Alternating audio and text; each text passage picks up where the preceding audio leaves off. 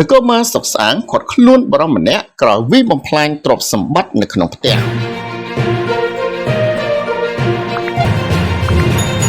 នគរបាលសុកស្អាងចាប់ខាត់ខ្លួនបរិមម្នាក់ក្រោយពីទាញកាបិតប៉ង់តោនិងដំបងឈើវិបំផ្លាញទ្រព្យសម្បត្តិនៅក្នុងផ្ទះ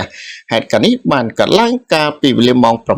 6:30 នាទីព្រឹកថ្ងៃទី 18 ខែមេសាឆ្នាំ 2025 ស្ថិតនៅក្នុងភូមិកខែលឃុំកខែលសុកស្អាងខេត្តកណ្ដាល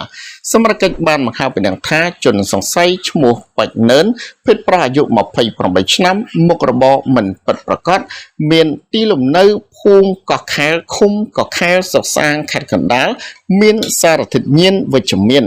និងធ្លាប់ជាប់ពន្ធនាគារខេត្តកណ្ដាលចំនួន 2 លើកពីបទហិង្សាដោយចេតនា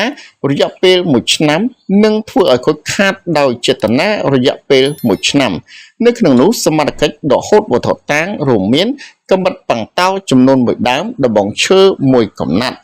បើយោងតាមប្រភពព័ត៌មានពីបងប្អូនបង្កើតរបស់ជនសង្ស័យបានឲ្យដឹងថានៅវេលាកើតហេតុខាងលើជនសង្ស័យបានស្រែកឡូឡានិងធ្វើសកម្មភាពវាយបំផ្លិចបំផ្លាញទ្រព្យសម្បត្តិនៅក្នុងផ្ទះបណ្ដាលឲ្យខូចខាតអស់មួយចំនួន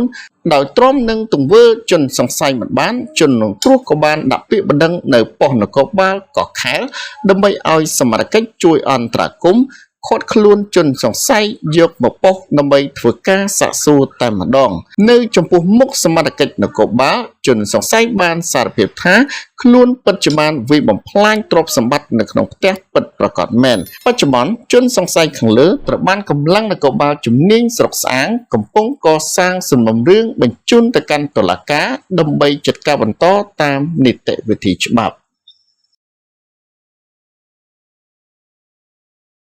សូមអរគុណសម្រាប់ការទស្សនាចំពោះបងប្អូនដែលថ្មីសូមចុច Subscribe ដើម្បីទទួលបាននូវវីដេអូព័ត៌មានប្រចាំថ្ងៃ